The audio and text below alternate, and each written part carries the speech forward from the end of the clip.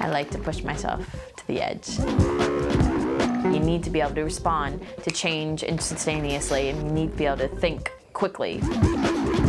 I train with the Oxford University Boxing Club. And again. And then I also fight climate change. And again. I guess I'm up for a challenge. And again. That's it. My job has pretty much only existed for a few years.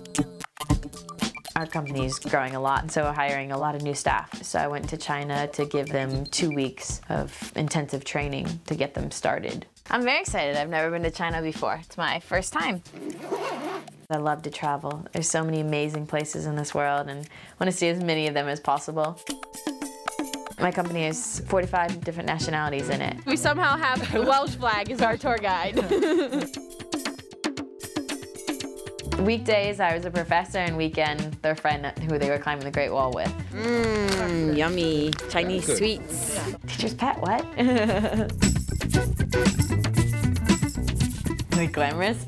If you call going to sites looking at pig feces and walking around on landfills glamorous, no. About 700 tons of rubbish comes to the Nanjing landfill site every day. And as all that decomposes, it creates a lot of methane. The amount of impact that methane has on contributing to climate change is 21 times stronger than carbon dioxide. So instead of releasing to the atmosphere and making climate change worse, we use it to make clean energy. Away you go. I have quite a lot of energy, so I do a lot of sports. I used to be a really serious gymnast, and then I got injured, so I started boxing a couple years ago. It's definitely a adrenaline rush. Your body goes into fight or flight. And time.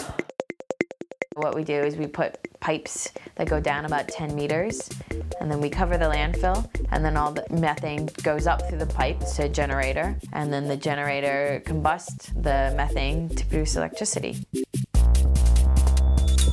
We find these projects that need this extra funding, and then I also work on the monitoring to prove that they are reducing greenhouse gas emissions. Everyone creates greenhouse gas emissions in their life and what they use. And so if you want to balance that off or offset it, you can help fund these projects. Offsetting is not going to save the world, but it's one of the many aspects of reducing our impact on climate change. And time.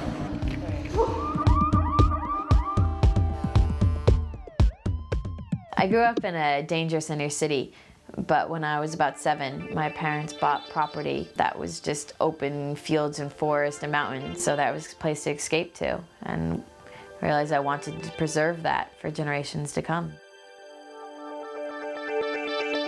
It was exciting to go see the Nanjing landfill site, but I think I was a bit shocked by there was people there that were collecting plastic from the trash, and it was pretty sad seeing that. But at the same time, it's pretty amazing knowing that from the decomposing trash, without the plastic, it creates more biogas to give electricity to the local area.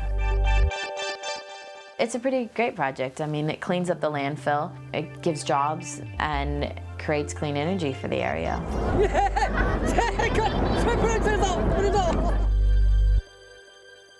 Climate change is a huge problem, and it's something that takes a lot of work. And learning how to box well takes a lot of time, and you have to dedicate a lot of energy to it. Your opponent's not going to go away, and climate change is not going to go away. You need to fight back, but you need to do it in a very calculated manner. So it's a matter about keeping your cool. You get hit, and you get hit hard, but it's getting back up and continuing the fight. I wouldn't mind having another fight and maybe getting another win in.